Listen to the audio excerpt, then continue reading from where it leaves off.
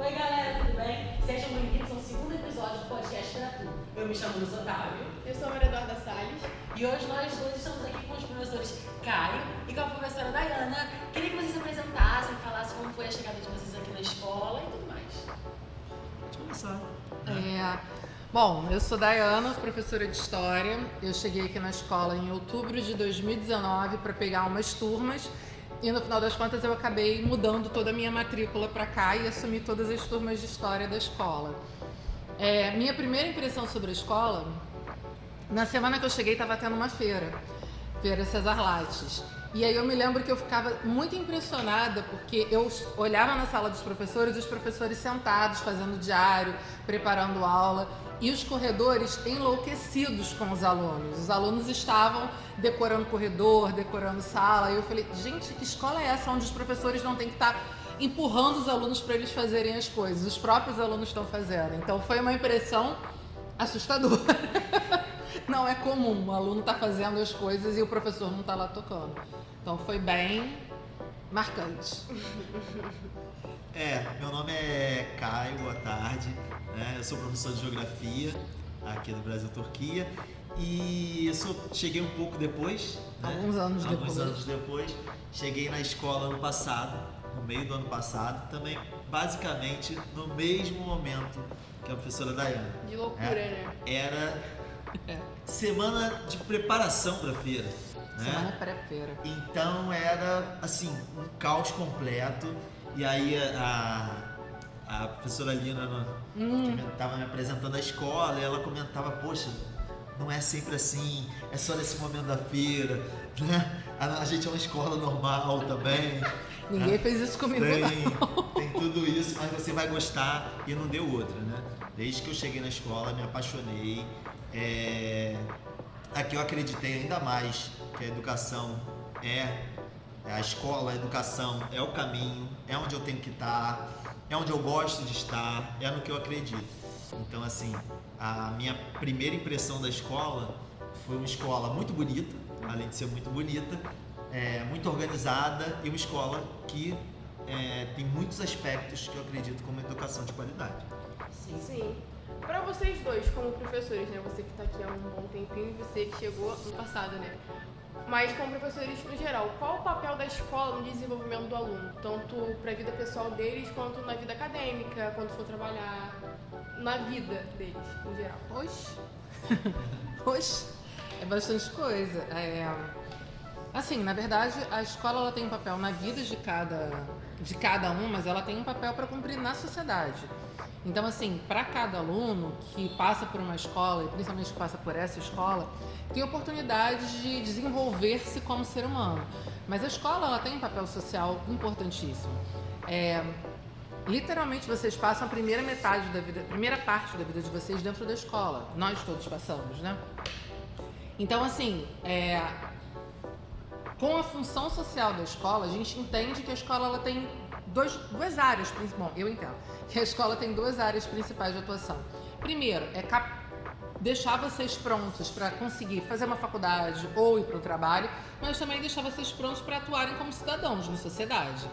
Se não tiver essas duas pernas, as coisas perdem sentido, porque, principalmente sendo uma escola pública, a gente precisa sim que os nossos alunos queiram sair daqui e queiram continuar estudando, ou peguem trabalhos bacanas, que não fiquem perpetuando uma situação de, às vezes, que não é tão legal na vida deles. A ideia é que vocês consigam sempre se catapultar, sempre consigam melhorar. E isso pode ser por meio de um trabalho, por meio da educação, uma faculdade, por aí vai, mas também a questão da cidadania. E isso é uma coisa que para mim eu não abro mão. A escola é o lugar que vai te deixar mais preparado, espera-se, para atuar como cidadão quando você sair daqui, porque eu costumo falar isso para vocês, inclusive, né? Tem coisas que ou você aprende na escola ou você não vai aprender mais. Entender qual é o papel de uma Constituição, entender o que significa cidadania, entender como é que se constrói uma estrutura política, enfim, como as coisas funcionam. Ou você aprende isso na escola, falar sobre população indígena, falar sobre cultura afro-brasileira, ou você aprende isso na escola, ou lá fora dificilmente você vai ver isso. Até porque o dia a dia a gente está num corre tão grande para tentar sobreviver. Então acho que a escola tem esse papel fundamental na formação de cada um e na formação da sociedade. E para cada um de vocês, alunos, essa escola em especial tem tudo. Tem coisas que faltam, mas tem uma gama de oportunidades que eu costumo falar, aproveitem, façam tudo que der para fazer, porque não é em todos os lugares que a gente consegue fazer o que a gente faz aqui na escola. Sim, e eu como aluno vejo essa singularidade aqui da escola. Porque, por exemplo, numa escola normal, você vai ver que eles vão ensinar assim, sobre direitos humanos. Só que, por exemplo, a feira da diversidade, que a senhora é minha professora orientadora, a gente está aprendendo sobre direitos humanos. Ou seja, a gente consegue se aprofundar mais no tema por meio dessas diversas formas que a escola tem de ensinar pra gente. Até por meio dos clubes, né, do portal. Aí a escola tem essa ampliedade na hora de ensinar. Vai além disso também, né? Vocês, professores, abraçam muitos alunos. Eu acho que esse é o diferencial, porque em muitas escolas o professor chega lá, dá aula e acabou. Vocês não, vocês estão lá com a gente, são tipo parentes mesmo, pais, a gente passa mais tempo com vocês, com os próprios pais. Então vocês cumprem esse papel importante na nossa vida. Eu acho que o desenvolvimento, que eu penso como desenvolvimento para eles, para os alunos, e aí falando um pouco dessa escola, de ser integral, né, é você pensar no desenvolvimento integral mesmo. Né? Tô repetindo a palavra, mas porque a palavra assim, tem duplo integral. sentido. E eu estou pensando no desenvolvimento integral de vocês como seres humanos, né? Porque uma coisa que eu percebi aqui na escola, né, tratando dessas feiras, né, eu sempre gostei muito de fazer trabalhos em grupo, porque com trabalhos em grupo você consegue não só avaliar o conteúdo, como você consegue com uma prova, com um teste, com um trabalho para casa, né, mas com o trabalho em grupo você consegue avaliar outros quesitos. Organização de vocês em grupo, a inteligência emocional de vocês para lidar com outras pessoas diferentes, né? Só que com o trabalho em grupo, o que eu percebi é que geralmente os grupos se formam entre pessoas que pensam mais ou menos parecido, que já são próximas, que são amigos. No lance da feira, como você tem que se organizar dentro da sua turma inteira, né? E aí tem de tudo, tem todos os tipos de grupo, todos os tipos de pessoas, né? Tem pessoas que vão fazer mais, tem pessoas mais proativas, tem pessoas menos, tem pessoas mais tímidas, tem pessoas menos tímidas, e vocês conseguem dividir, né? Vocês conseguem organizar as diferentes inteligências dessa galera, né? Para trabalhar com aquilo que eles mais se destacam. E aí todo mundo se destaca, a sala se destaca, o coletivo se destaca, né? Eu acho que isso é fundamental no desenvolvimento de vocês para a vida mesmo. Para além do conteúdo de geografia ou conteúdo de Enem, vestibular. Sim.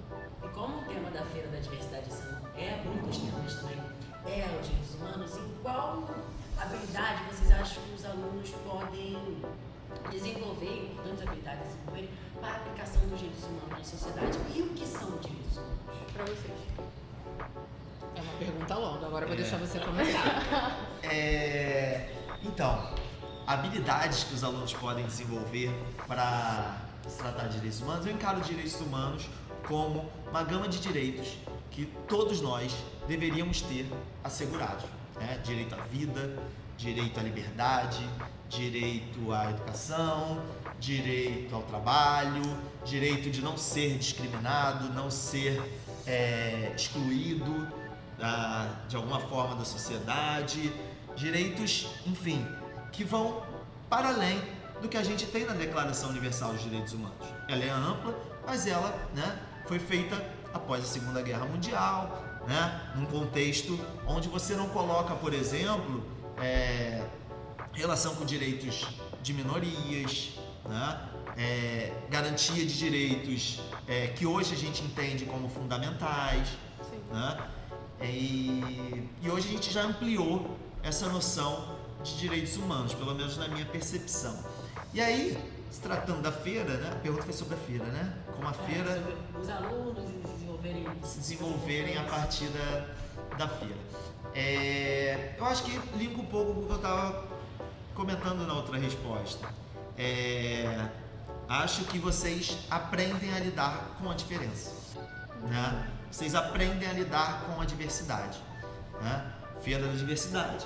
Tem que aprender a lidar com a diversidade não só de temas, mas também de pessoas, de personalidades, de formas de ver o mundo, né? Porque muitas vezes pode ter um tema onde parte da sala pensa de um jeito, parte da sala pensa de outro jeito sobre o mesmo tema, né? Às vezes antagônicos.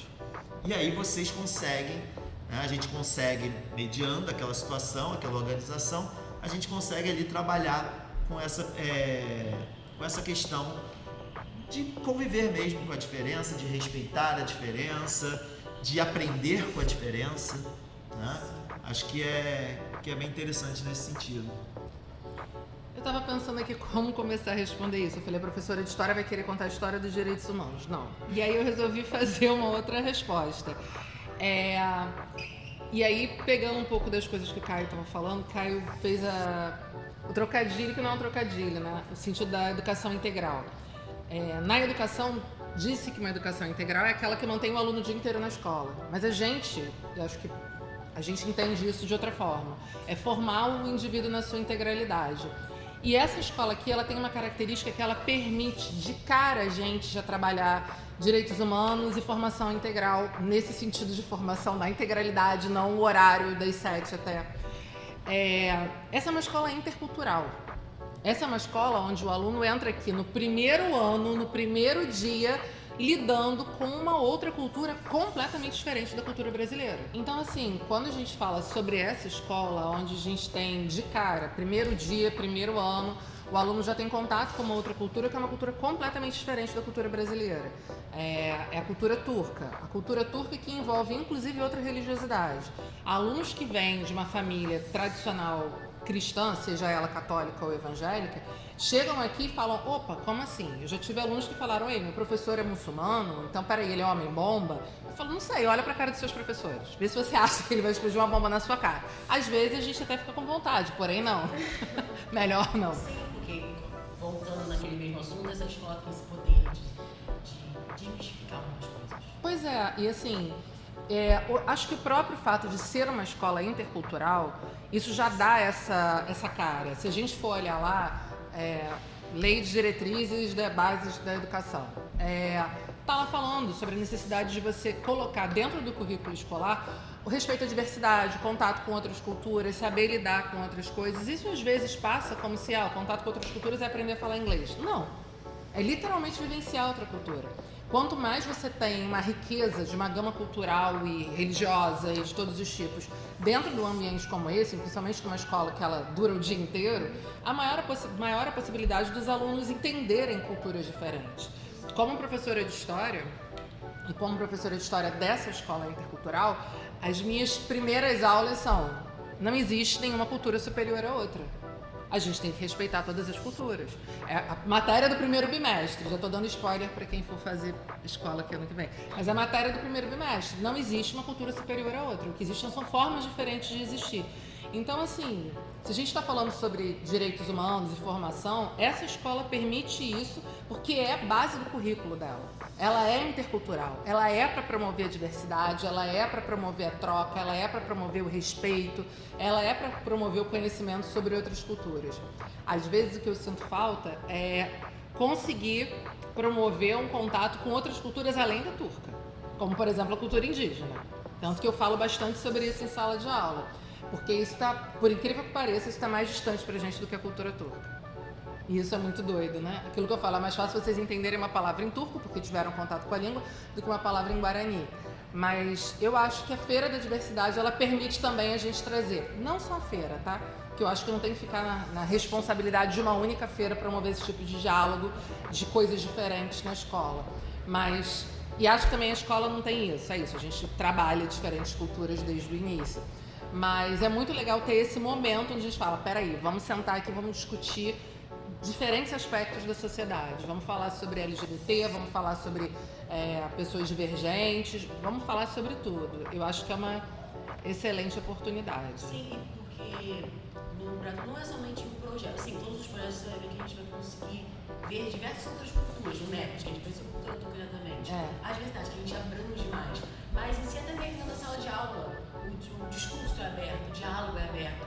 E, por exemplo, ontem eu estava usando para a redação e eu vi uma frase hipoteca: preconceito é uma opinião sem conhecimento. Entendeu? E o Brasil consegue muito bem lidar com essas questões. Né? A gente tenta, né? A gente tenta, e eu acho que a geração de vocês consegue muito mais do que a nossa na escola, né? Porque aí qualquer escola. A ideia da escola é você, né, é a primeira vez que você se coloca para fora do mundo da sua casa. Né? Você sai da família e você vai encontrar pessoas que foram criadas de forma diferente. Pessoas que pensam de forma diferente. Que têm religiões diferentes. E aqui no Bratu, vocês convivem com essas pessoas muito mais tempo. Né?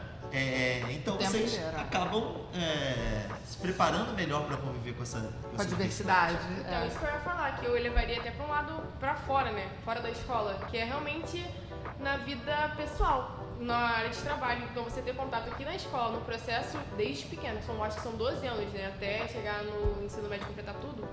Você ter contato com isso tudo, com toda essa diversidade, então chega lá fora no caso, deveria, pelo menos, diminuir as discriminações e preconceitos, né? Tendo tanto contato assim. A gente espera, né? Estamos na luta. O trabalho é pra isso. Estamos todos na luta. Bom, e vocês como professores, qual é a relação de vocês diretamente com os direitos humanos? Pode ir. Não? Lá. Puxa aí, Caio. Tá. Com a minha relação com os direitos humanos, né? Acho que a gente tem que separar algumas coisas. Direitos humanos, a gente passou por um tempo muito perverso na nossa sociedade nos últimos anos, onde o termo direitos humanos ele foi colocado como um adjetivo, né? Por exemplo, eu era um professor da galera dos direitos humanos, né?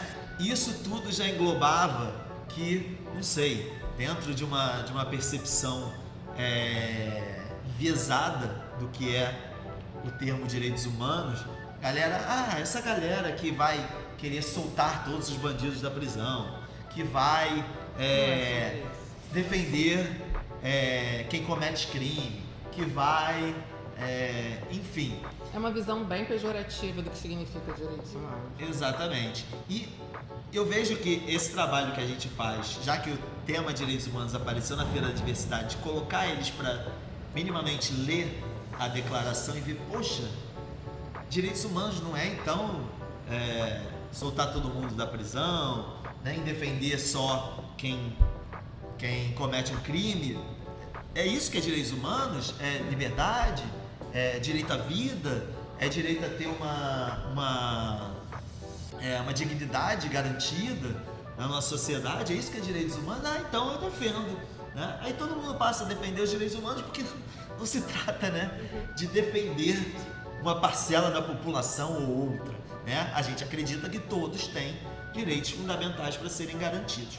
E aí a minha relação com os direitos humanos é tentar construir, eu como professor, né, tentar construir aulas que chamem a atenção, aulas e diálogos e vivências, enfim, que chamem a atenção de vocês para a importância da gente garantir esses direitos, né, para toda a população, para a gente conseguir ver toda a população, né, independente de onde veio, para onde foi, o que fez, todos merecem ter direitos garantidos. Direito à vida, né? Já que a gente mora num país onde não tem pena de morte. Direito... Oficial. Oficial. Direito à inclusão, direito à liberdade de expressão, desde que não cometa nenhum crime com essa justificativa, né? Então são direitos essenciais. E acho que eu, como professor, tento construir uma relação que é com os meus alunos, que é de liberdade, que é de construção coletiva, que é de respeito mútuo, que é pautada em cima desses direitos que eu acredito que todo mundo deva ter garantido. Cara, é uma pergunta difícil. E ela leva para vários lugares, porque assim,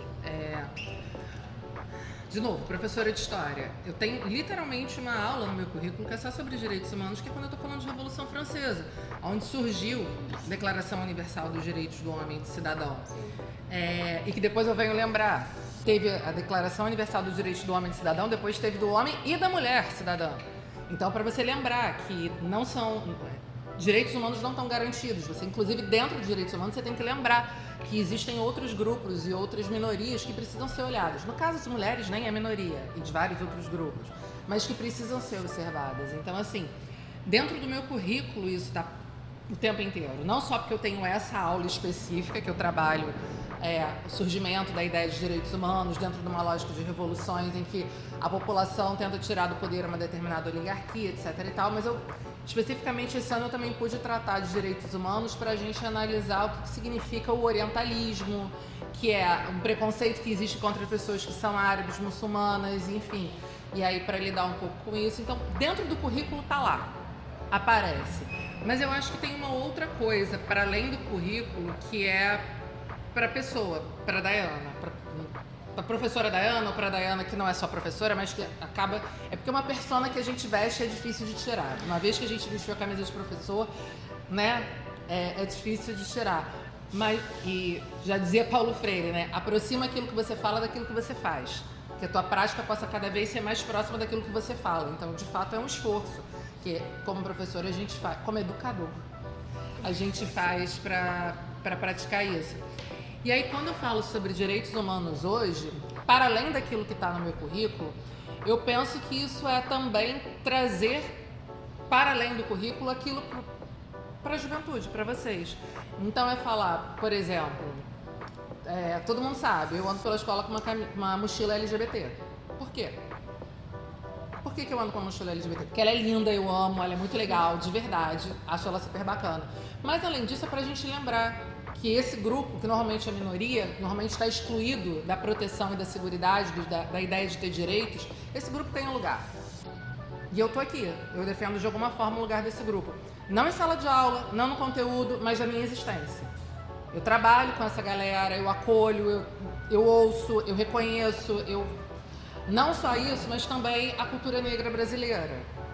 Eu acolho, eu levo os alunos para conhecer, eu trago isso para dentro. Não só isso, mas também os indígenas no Brasil, que estão aí sofrendo genocídio. Eu também trago, eu falo. É um trabalho, na verdade, assim, é uma prática que ela, para além de estar dentro do currículo, porque é obrigatório, está na lei que a gente tem que trabalhar todas essas questões com vocês, eu também vivencio isso. E aí, no diálogo com os alunos, eu trago isso, na forma como eu me porto em relação aos alunos. É isso, eu ando com a mochila LGBT, mas ando também com um monte de acessório indígena, por exemplo. E me veio uma pergunta aqui na cabeça, que a gente, vocês como profissionais, educadores, vão trazer esses temas para serem debatidos. E como é que vocês veem se há alguma dificuldade na hora de ensinar um assunto que, por exemplo, um aluno que é evangélico e você ensinar sobre outras religiões? E qual é a dificuldade caso o aluno não tenha esse respeito? Então, assim, vou começar respondendo porque eu acho que é uma coisa comum a nós dois. Não tem dificuldade. Isso aqui é uma escola, a gente não está aqui simplesmente para chegar lá na frente e ensinar, a gente está aqui para aprender junto, inclusive a gente aprende o tempo inteiro com vocês. Então a lógica, e quanto mais divergência aparece numa sala de aula, melhor, maior a riqueza, maior a possibilidade de troca, porque um fala, o outro contradiz, o outro se interpõe e as coisas assim vão circulando. Então, na verdade não tem dificuldade quando o aluno é evangélico, quando o aluno tem às vezes, são de menos, literalmente são de menos, eu nem pergunto, é simplesmente deixa vir o que vier. E a ideia é essa, a maior riqueza de falas, a maior riqueza de opiniões, a maior riqueza, e a gente trabalha, a gente parte daí. Então, falar sobre diversidade, para mim, é básico, porque é aquilo que está em sala de aula. É o que a gente vivencia todos os dias, a todos os momentos. Não tem dificuldade. Pelo contrário, tem oportunidade. Rapaz, depois dessa resposta, eu preciso complementar. Porque, assim, eu concordo em gênero, número e grau, inclusive com tudo que você falou, né? Não é à toa que a gente consegue trabalhar tão bem juntos. A gente tem muita concordância mesmo, a gente acredita na educação transformadora, problematizadora, e eu também não tenho nenhuma dificuldade quanto a isso, assim. E tô com a Dayana, não é dificuldade, é oportunidade de aprender. Gente, a gente sempre comenta, sempre brinca que se professor a gente amadurece, mas a gente não envelhece. Porque a gente está sempre em contato com a juventude. E se tem uma mola, um motor da transformação social, isso passa pela juventude. É a juventude que traz ideias novas, é a juventude que ensina pra gente como a gente vai tratar aquele tema em sala de aula. São vocês que ensinam pra gente, não é a gente que chega com uma noção, né, fechadinha de como a gente vai trabalhar aquele tema da diversidade religiosa, por exemplo, em sala de aula, na turma tal que tem um aluno assim, que tem um aluno assado. Não, a gente chega, bota o tema e aí o que vem é o inesperado, é o que vocês ensinam, né? É o que vocês trazem da bagagem de vocês, que não começou na escola, que não começou no passado. Vocês já têm uma bagagem de vida, vocês não são, né, esse aluno ser sem luz que a gente só deposita. Ele é Dayana. A gente As brinca com isso, mas é coisas, só piada. né? A gente deposita as coisas na cabeça de vocês. Não, vocês trazem história, vocês trazem vivência,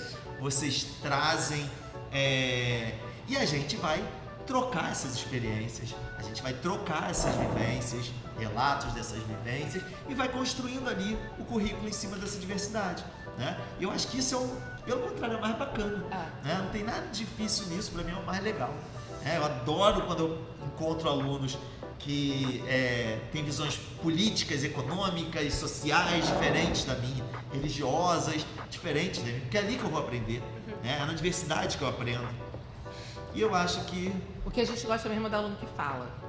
A gente gosta do aluno que fala. Aquela turma toda calada, apática, é Tá difícil. Mas tudo de bem, trabalhar. fala em ordem pra gente entender, mas o que a gente gosta é disso. Não, e acho que Caio e eu, a gente tem esse pensamento, tipo assim, se não for os professores não são pessoas que estão ali para passar um conteúdo. A gente está ali, óbvio que tem orientações, aquela coisa, tem que ter o respeito. A gente está aqui para promover o diálogo entre a diversidade, mas eu não estou ali para doutrinar ninguém, pelo contrário. Isso que eu ia falar, que tem diferença entre ensinar e doutrinar. Não, deixa o diálogo acontecer. Tem uma ideia que eu gosto muito, é o coletivo educa. A gente às vezes não precisa. Tudo bem, de vez em quando a gente aproveita dessa posição de professor para botar uma banca. Mas o coletivo educa, o coletivo se educa. A gente sabe quando uma pessoa dentro do coletivo está muito estranha, está muito torta. E de alguma forma a gente vai conduzindo aquela pessoa para ela ter uma atitude mais legal. A gente não faz isso, né? Vocês não fazem isso nas feiras? A gente sabe, o coletivo educa. A questão é que a gente às vezes não está acostumado a viver num mundo coletivizado. A galera às vezes acha que é individualizado. Eu vou cuidar do meu... Nunca dá certo você cuidar só do seu. Quando a gente está em conjunto é que a gente vê o que está acontecendo na dinâmica social, na malha social, é que a gente vai aprender a se virar nos 30, a lidar com as coisas, e acho que é isso. Por mais que a gente tenha uma posição, que é aquela posição do professor, que está ali na frente do quadro, orientando sobre o que a gente vai estudar... E vocês estão esperando algo de nós, né? Que às vezes eu falo, não tem nada não, se virem aí. Mas mentira. A gente acredita na troca. A troca é onde a parada acontece, é onde a mágica acontece. Não tem coisa melhor, Caio deve concordar comigo, que a gente está lá discutindo alguma coisa e de repente o aluno faz tipo, entendi. O que ele entendeu eu não faço a menor ideia, mas a cara do entendi, eu falo... Porque ainda tem isso, né? Como chega aquela mensagem em vocês é diferente, de repente, de como eu a gente está tratando. Né? Eu pensei numa coisa, vou colocar esse debate naquela aula para aquela turma. Agora, como isso bate em cada um de vocês também individualmente, é diferente. Sim. Cada um tem uma história e cada um vai segurar daquela minha fala alguma coisa, vai pensar em alguma coisa, vai refletir sobre... Cada um vai fazer o seu cada um vai fazer, eu entendi. Agora, Eureka, é o seu Eureka. Se entendeu, se tocou vocês, se bateu em vocês, pra mim, meu trabalho está sendo bem feito. Aquela assim, cumpri a missão do dia, posso ir pra casa. Posso chegar. Agora, se você vai responder o que eu quero na prova, isso é detalhe. Né? O que a gente quer é fazer vocês refletirem né, sobre aqueles temas, pensarem, linkarem os temas que a gente está trabalhando com a sua vida, né, com o seu cotidiano, com a sua cidade, no meu caso, né?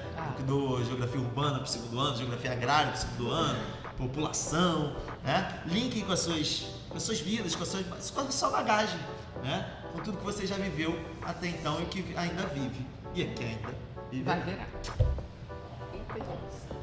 Foi? A gente agradece muitíssimo a presença de vocês. O que a gente como aluno vê, não quero prosseguir mais, é o quanto vocês são craques. De verdade, não vou falar. Eu não jogo futebol.